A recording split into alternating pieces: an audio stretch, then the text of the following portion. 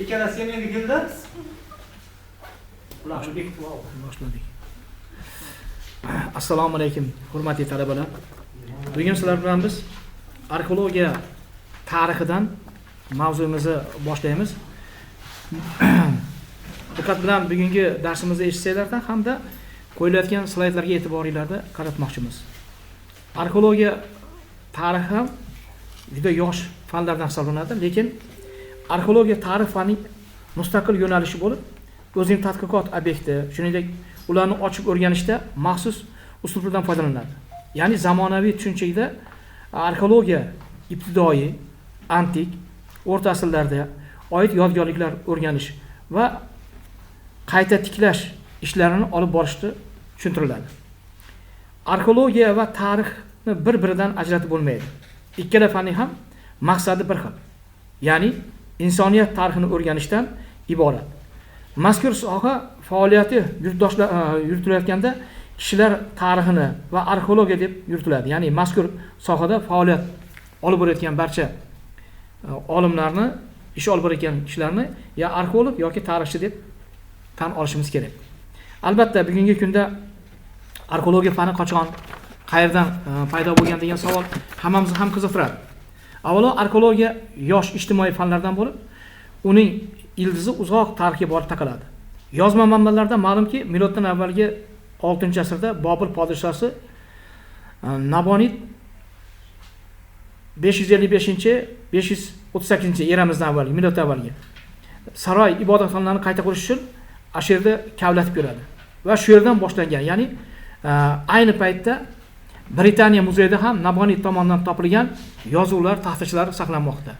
Demak, miloddan avvalgi 555-538-6-asrdan boshlab Bobil podshosi Nabonid tomonidan arxeologiyaga asos solingan deyiladi.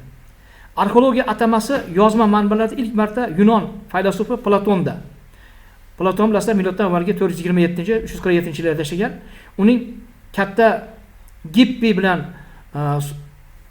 suhbat asarida tilga olinadi. Endi arxeologiya ikkita qadimiy Yunon so'zidan iborat bo'lib, arxeos qadimgi, logos fan degan ma'nolarni anglatadi. Endi biz arxeologiya fanini yosh fan dedik. Bizni O'rta Osiyoga qachon kirib kelgan, qachondan boshlangan degan savollar turadi. Avvalo arxeologiya fani Rossiyadan. Rossiya desa 1718-yilda Rossiyada Pyotr I boshchiligidagi ilk marta antikvar materiallarni izlab topish va o'rganish boshlanadi.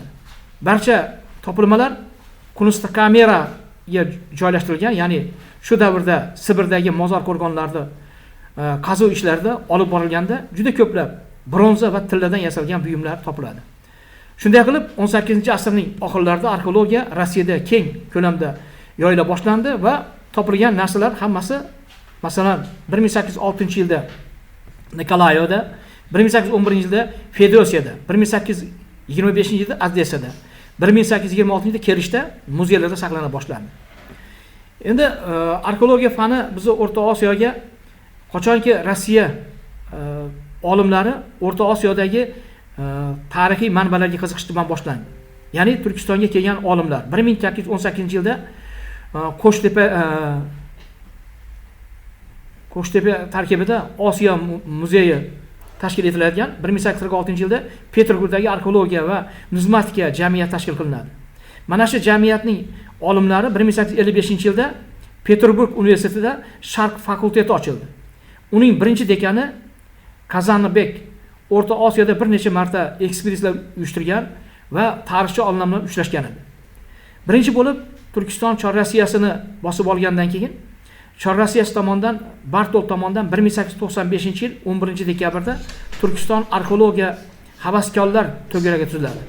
Mana shu arxeologiya to'garagiga 19-asrning 80-90-yillarda mahalliy aholi orasidan ham ko'plab yoshlar qatnasha boshladi. Masalan, Mirza Buxoriy, Mirza Abdulloh, Mirza Barat Mulla Qosimov, Akmal Polotov Asqarov, Muhammad Vafo, Alixo'ja Yunusov, Mirza Hakim singari yosh arxeologlar, ya'ni tilla tangalar yoki chaqa tangalar to'plab, ular ham arxeologiyaga o'zlarini hissa qo'shishni boshlagan edi.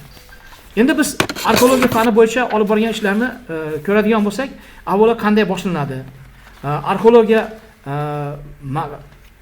moddiy va ma'naviy boylikni qanday topadi? Arxeologiya manbalari shartli ravishda ikki turga bo'linishi mumkin. Birinchisi, tabiiy manbalar, inson va hayvon suyaklari, o'simliklar qoldiqlari va geologik qatlamlar bo'lib, ularni asosan zoologlar va botaniklar o'rganadi. Ikkinchisi, sun'iy yoki inson tomonidan yaratilgan manbalar. Ular mehnat qurollari, uy ro'zg'or asboblari, sopol idishlar, san'at va zebin ziynat buyumlari, qoyatosh rasmlari, yozuv hamda uning manbalari va hokazolar. Endi bugungi kunda arxeologiya fanini olib borishda ikkita narsaga e'tibor beramiz. Ya'ni alohida ta'kidlashimiz kerakki, arxeologik yodgorliklarni bir qismi yer ostida, boshqalari yer ustida bo'ladi. Endi ko'proq arxeologlar yer ostidagi manbalarni topib o'rganishni boshlanadi. Bunda shuruf degan narsa bor. Shuruf bu nemischa so'z bo'lib, demak ana shu keng ko'lamdagi ishlarning natijasida aniqlanadigan, ya'ni o'zbek tiliga tarjima qiladigan bo'lsak, qazimoq degan ma'noni bildiradi. Demak, o'sha avvalo arxeologik qazishma olib borgan joylarni biz shuruf deymiz. Joyni ochish uchun dumaloq yoki bo'lmasa to'rtburchak shaklida kavlab boshlanadi. Endi madaniy moddiy boyliklari yer ostidagilar 30-35 santimetrdan to 35 metrgacha, ya'ni qachonki insoniyat yashab o'tgan joygacha bo'lgan qatlamni topib boramiz. Arxeologiyada mana shu narsaga bevosita yerda ostidagi narsa qazishda mana hozirgi slaydimizda ko'rsanglar bo'ladi. Ya'ni shug'ullanuvchilarni biz aytdik, arxeolog olimlar deymiz, ya'ni qadimshunoslar deb atala boshlangan keyinchalik. Mana slayddan ko'rib turibsizlarki, har bitta arxeolog topilgan narsani nihoyatda sinchkovlik bilan uni tozalab, olib qo'yayotgan slaydni ko'ryapsiz.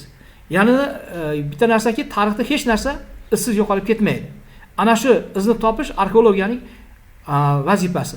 Bunda arxeologlar o'zlarini bilimini, sabr toqatini ko'rsatadi. Asosan arxeologlar yoz paytlarida ish olib borishadi. Bu talabalar bilan birgalikda mana ko'rib turganingizdek, hammasi shu har bitta detalni, hatto igna topilsa ham o'sha narsani tozalab, joy-joyiga qo'yadi. Arxeolog o'tmishdagi oid turli topilmalar, masalan, mehnat qurollari, uy ro'zg'or buyumlarini ham, qurol yog'larini, zeb ziynatlarini ham, uy-joy ustaxonalarni, sug'orish inshootlarini ham qoldiqlarni topib o'rganadi. Bunda endi arxeologlar shu o'zini fanda bo'lamiz, mana zoologiya, botanika dedik. Mana shunda inson suyagi yoki hayvon suyaklarini ham alohida ajratib o'rganadi.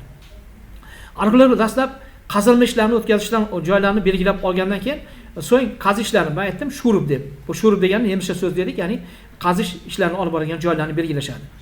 O'zbekiston olimlari ham juda ko'plab arxeologiya faniga qazishma ishlarida, ayniqsa 60-50-yillardan keyingi davrda juda katta hissa qo'shdi. Ayniqsa bunga Yahyo G'ulomov katta hissa qo'shgan.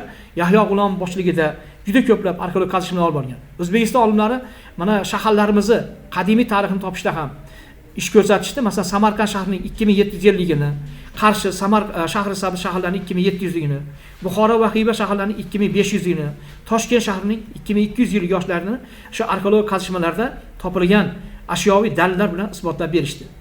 O'zbekistonda arxeologiya fanini rivojlantirishda o'zbek olimlardan Musa Saidjonov, keyinchalik mashhur olim, mana hozir aytdim, Yahyo G'ulomov rahbarligida juda katta ishlar qilindi. O'zbekistonda ham arxeologiya fanini rivojlantirish uchun juda katta hissa qo'shgan olimlarimiz bor. Bular mana Yahyo G'ulomovning shogirdlari. Bizda ayniqsa 70-yillarda bizni olimlarimizga sharoit yaratildi. Bunga 1970-yilda O'zbekiston Respublika Fanlar Akademiyasi Arxeologiya institutining tashkil etilishi arxeolog tadqiqotlarning ko'lamining rivojlanishiga katta hissa qo'shdi. 20-asrning davomida esa 2001-yil 24-aprelda Termiz Arxeologiya muzeyi, Termiz shahrining 2500lik munosabati bilan haqiqiy arxeologiya muzeyi qilib 2002-yil 2-aprelda ish boshlagan. Bugungi kunda mana shu yerda to'playotgan barcha narsalarni ko'rishimiz mumkin. Yoki bo'lmasa rus olimi Mastonning bitta ta'rifi bor, arxeologiya bergan. Tarixning bir sohasi bo'lib, kishilik jamiyati, o'tmishi va faoliyatini xilma-xil izlarga, aksariyat hollarda moddiy yodgorliklarga imkoniyat bo'lgan joyda esa yozma manbalarga, til, etnografiya, geologiya, tuproqshunoslik, antropologiya, zoologiya, botanika va boshqa fanlar